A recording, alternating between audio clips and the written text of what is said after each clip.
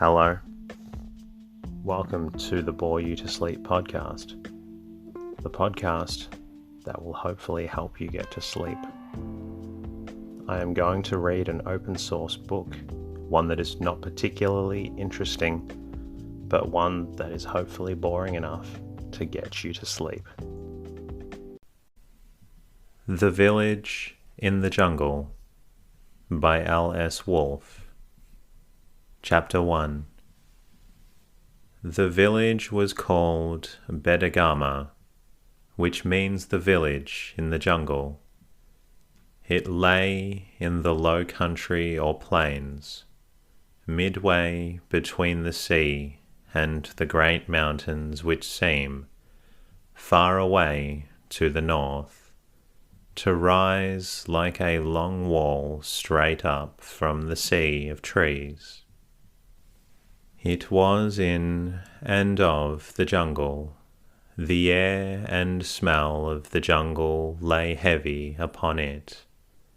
The smell of hot air and dust, and of dry and powdered leaves and sticks. Its beginning and its end was in the jungle, which stretched away from it on all sides, unbroken, north and south, and east and west, to the blue line of the hills and to the sea. The jungle surrounded it, overhung it, continually pressed in upon it. It stood at the door of the houses, always ready to press in upon the compounds and open spaces, to break through the mud huts and to choke up the tracks and paths. It was only by yearly clearing with axe and caddy that it could be kept out. It was a living wall around the village, a wall which, if the axe were spared, would creep in and smother and blot out the village itself. There are people who will tell you that they have no fear of the jungle, that they know it as well as the streets of Mahanuara or their own compounds. Such people are either liars or boasters, or they are fools without understanding, or feeling for things as they really are. I knew such a man once, a hunter and tracker of game, a little man with hunched up shoulders and peering, cunning little eyes, and a small dark face all pinched and lined, for he spent his life crouching, slinking, and peering through the undergrowth and the trees. He was more silent than the leopard, and more cunning than the jackal. He knew the tracks better than the doe who leads the herd. He would boast that he could see a buck downwind before it could scent him, and a leopard through the thick undergrowth before it could see him. Why should I fear the jungle, he would say. I know it better than my own compound. A few trees and bushes and leaves, and some foolish beasts. There is nothing to fear there. One day he took his axe in his hand, and the sandals of the deer hide to wear in thorny places, and he went out to search for the shed horns of deer, which he used to sell to traders from the towns. He never returned to the village again, and months afterwards in thick jungle I found his bones scattered upon the ground, beneath some thorn bushes, gnawed by the wild pig and the jackal, and crushed and broken by elephants. and among his bones lay a bunch of peacock feathers that he had collected and tied together with a piece of creeper and his beetle case, and the key of his house and the tattered fragments of his red cloth. In the fork of one of the thorn bushes hung his axe. The massive wooden handle had been snapped in two. I do not know how he died, but I know that he had boasted there was no fear in the jungle. And in the end the jungle took him. All jungles are evil, but no jungle is more evil than that which lay about the village of Bedagama. If you climb one of the rare rocks that jut up out of it, you will see the jungle stretched out below you for mile upon mile of all sides. It looks like a great sea, over which the pitiless hot wind perpetually sends waves unbroken, except where the bare rocks rising above it show like dark smudges against the grey-green of the leaves. The trees are stunted and twisted by the drought, by the thin and sandy soil, by the dry wind. They are scarbarous, thorny trees with grey leaves, whitened by the clouds of dust which the wind perpetually sweeps over them. Their trunks are grey with hanging, stringy lichen, and there are enormous cactuses, evil-looking and obscene, with their great fleshy green slabs which put out immense needle-like spines. More evil-looking still are the great leafless trees, which look like a tangle of gigantic spiders' legs, smooth, bright, green, jointed together, from which, when they are broken, oozes out a milky fluid. And between the trees are the bushes, which often knit the whole jungle together into an impenetrable tangle of thorns.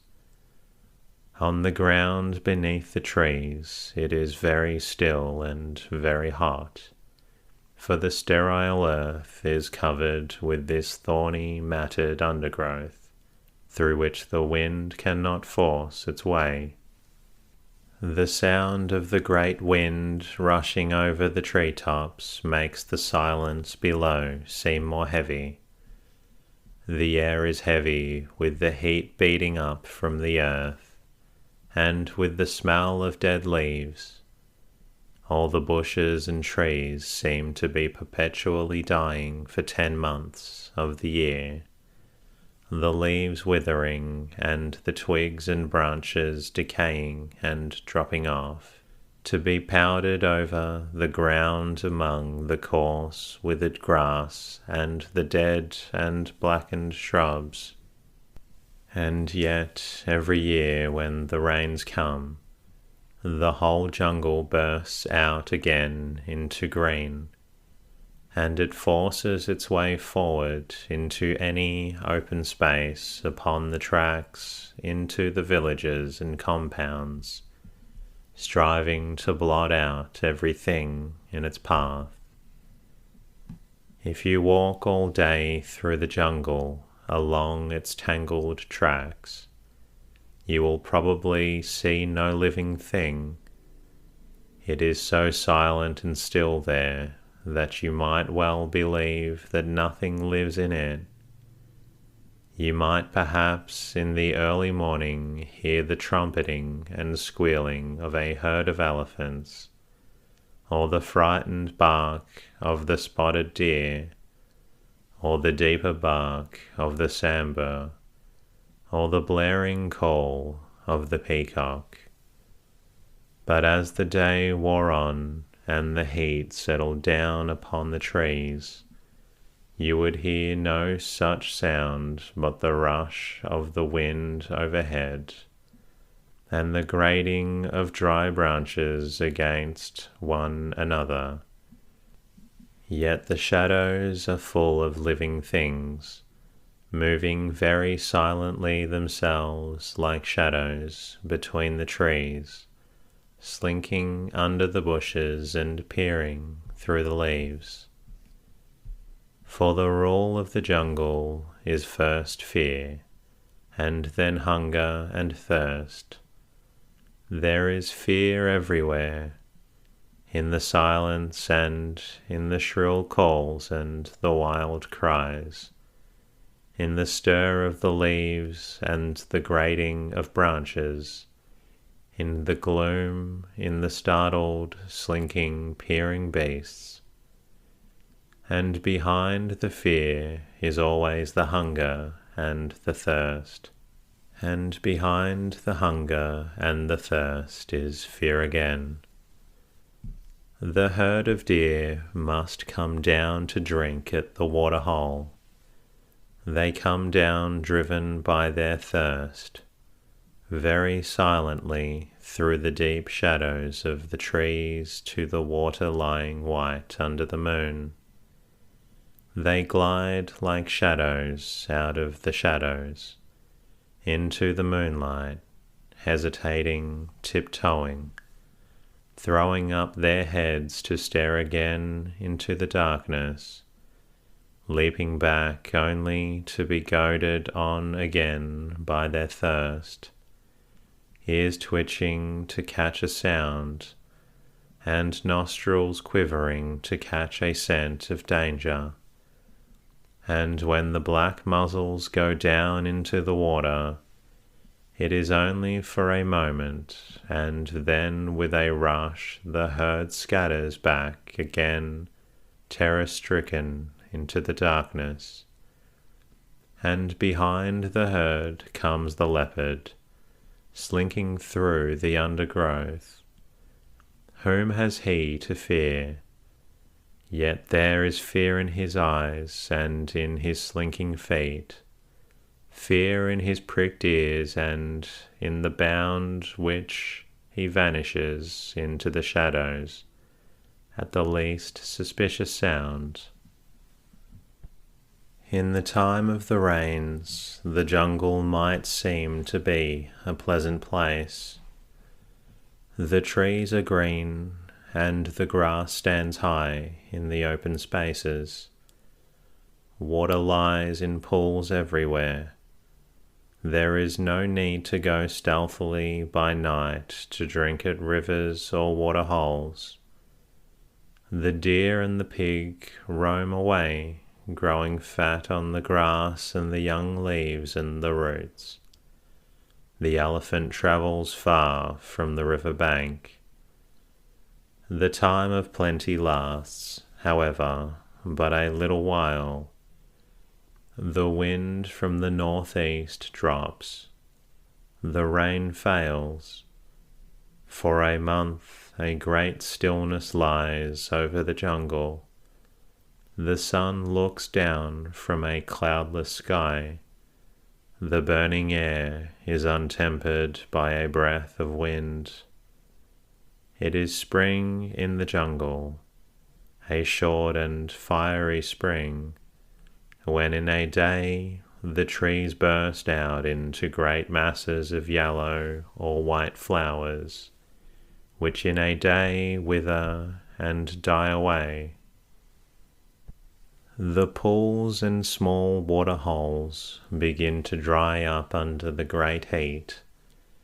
The earth becomes caked and hard. Then the wind begins to blow from the southwest, fitfully at first, but growing steadier and stronger every day. A little rain falls, the last before the long drought sets in. The hot, dry wind sweeps over the trees. The grass and the shrubs die down. The leaves on the small trees shrivel up, the grow black and fall. The grey earth crumbles into dust and splits beneath the sun. The little streams run dry, the great rivers shrink, until only a thin stream of water trickles slowly along in the middle of their immense beds of yellow sand. The water holes are dry, only here and there in the very deepest of them, on the rocks, a little muddy water still remains. Then the real nature of the jungle shows itself. Over great tracts there is no water for the animals to drink. Only the elephants remember the great rivers which lie far away, and whose banks they left when the rains came. As soon as the southwest wind begins to blow, they make for the rivers again. But the deer and the pig have forgotten the rivers. In the water holes, the water has sunk too low for them to reach it on the slippery rocks. For days and nights they wander round and round the holes, stretching down their heads to the water, which they cannot touch. Many die of thirst and weakness around the water holes. From time to time, one, in his efforts to reach the water, slips and falls into the muddy pool, and in the evening the leopard finds him an easy prey. The great herds of deer roam away, tortured by thirst, through the parched jungle. They smell the scent of water in the great wind that blows in from the sea. Day after day they wander away from the rivers into the wind, south towards the sea, stopping from time to time to raise their heads and snuff in the scent of water, which draws them on. Again, many die of thirst and weakness on the way, and the jackals follow the herds and pull down in the open the fawns that their mothers are too weak to protect. And the herds wander on until at last they stand upon the barren, waterless shore of the sea. Such is the jungle which lay about the village of Bedagama. The village consisted of 10 scattered houses, mean huts made of mud plastered upon rough jungle sticks. Only one of the huts had a roof of tiles, that of the village headman Babahemi. The others were covered with a thatch of kajans, the dried leaves of the coconut palm. Below the huts to the east of the village lay the tank, a large shallow depression in the jungle. Where the depression was deepest, the villagers had raised a long, narrow bund or mound of earth, so that where the rain fell, the tank served as a large pond in which to store the water. Below the bund lay the stretch of rice fields, about 30 acres, which the villagers cultivated. If the tank filled with water, by cutting a hole in the bund, through which the water from the tank ran into the fields, the jungle rose high and dense around the fields and the tank. It stretched away unbroken, covering all the country except the fields, the tank and the little piece of ground upon which the houses and compounds stood. The villages all belonged to the Goya caste, which is the caste of cultivators. If you had asked them what their occupation was, they would have replied the cultivation of rice. But in reality, they only cultivated rice about once in 10 years. Rice requires water in plenty. It must stand in water for weeks before it grows ripe for the reaping. It could only be cultivated if the village tank filled with water, and much rain had to fall before the tank was filled. If the rains from the northeast in November were good, and the people could borrow seed, then the rice fields in January and February were green, and the year brought the village health and strength, for rice gives strength as does no other food. But this happened very rarely. Usually, the village lived entirely by cultivating chinas.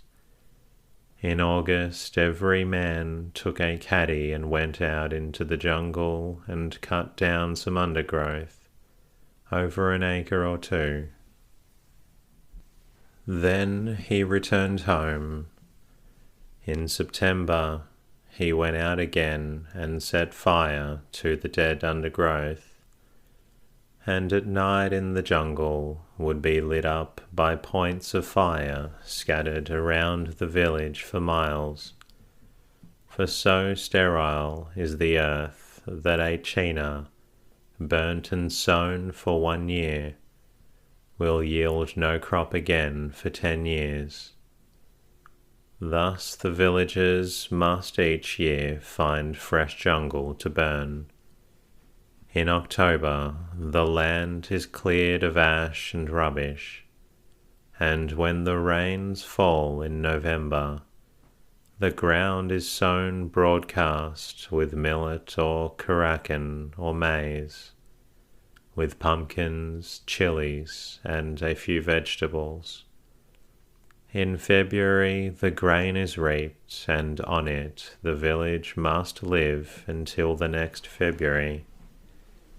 No man will ever do any other work, nor will he leave the village in search of work. But even in a good year, the grain from the chinas was scarcely sufficient for the villagers.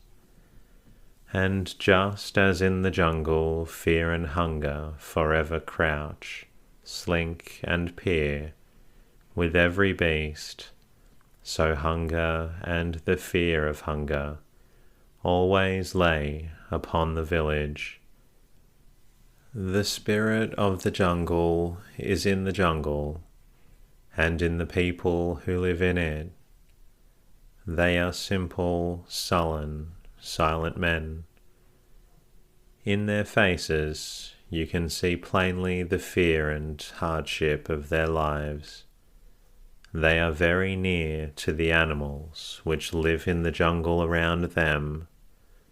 They look at you with the melancholy and patient stupidity of the buffalo in their eyes, or the cunning of the jackal.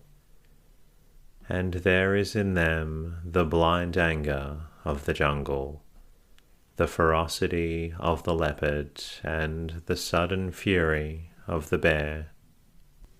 In Bedagama there lived a man called Ceylon with his wife Digami.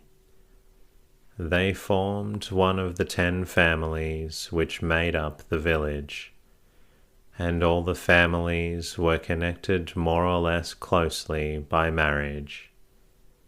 Ceylon was a cousin of the wife of Babihami, the head man who lived in the adjoining compound. Babihami had been made the headman because he was the only man in the village who could write his name. He was a very small man, and was known as Punchi Arachachi, the little Arachachi. Years ago, when a young man, He had gone on a pilgrimage to the villa at Medawama. He had fallen ill there and had stayed for a month or two in the priest's pensala. The priest had taught him his letters, and he had learnt enough to be able to write his own name. Ceylon was a cultivator like the other villagers. The village called him Tikak Pisu, slightly mad. Even in working in the China, he was the laziest man in the village. His real occupation was hunting. That is to say, he shot deer and pig with a long muzzle loading gas pipe gun whenever he could creep up to one in the thick of the jungle, or by lying by the side of a water hole at night, shoot down some beast who had come there to drink. Why, this silent little man with the pinched-up face of a grey monkey and the long, silent, sliding step should be thought slightly mad was not immediately apparent. He seemed only at first sight a little more taciturn and inert than the other villagers. But the village had its reasons. Ceylon slept with his eyes open, like some animals, and very often he would moan, whine, and twitch in his sleep like a dog. He would sleep as lightly as a deer, and would start up from the heaviest sleep in an instant, fully awake. When not in the jungle, he squatted all day long in the shadow of his hut, staring before him, and no one could tell whether he was asleep or awake.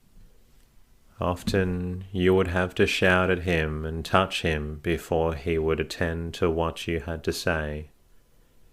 But the strangest thing about him was this, that although he knew the jungle better than any man in the whole district, and although he was always wandering through it, his fear of it was very great. He never attempted to explain or deny this fear. When other hunters laughed at him about it, all he would say was, "I am not afraid of any animal in the jungle. No, not even of the bear or of the solitary elephant, whom all of you really fear. But I am afraid of the jungle."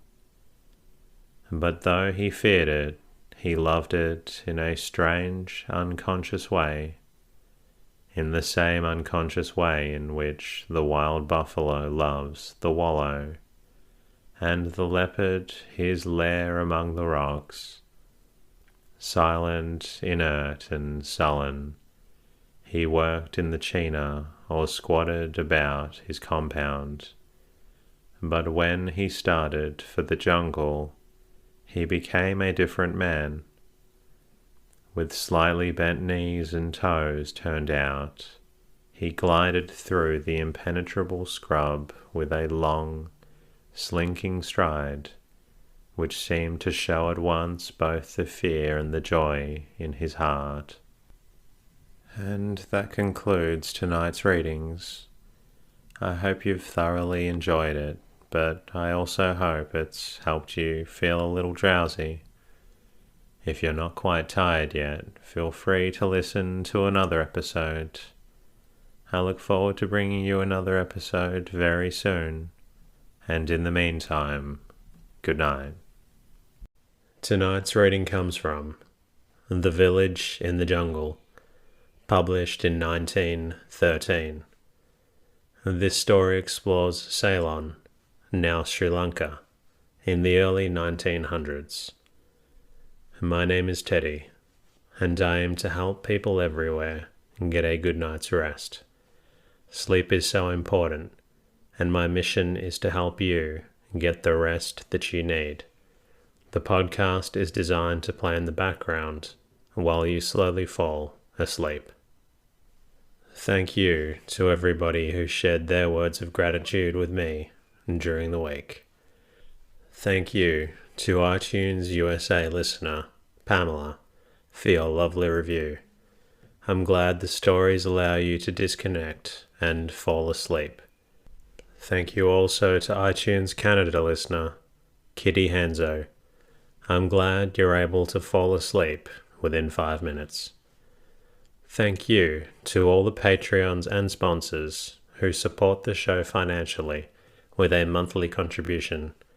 Your support allows me to bring out more episodes to those who need them. For all other listeners out there who find the podcast beneficial, I have a favor to ask of you. Please leave a review and comment in iTunes, or leave the show a rating in Spotify. If you would like, you can also say hello at boytosleep.com, where you can support the podcast. I'm also on Twitter and Instagram at boytosleep. You can find me on Facebook by searching Boy to Sleep Podcast. In the meantime, lie back, relax, and enjoy the radio.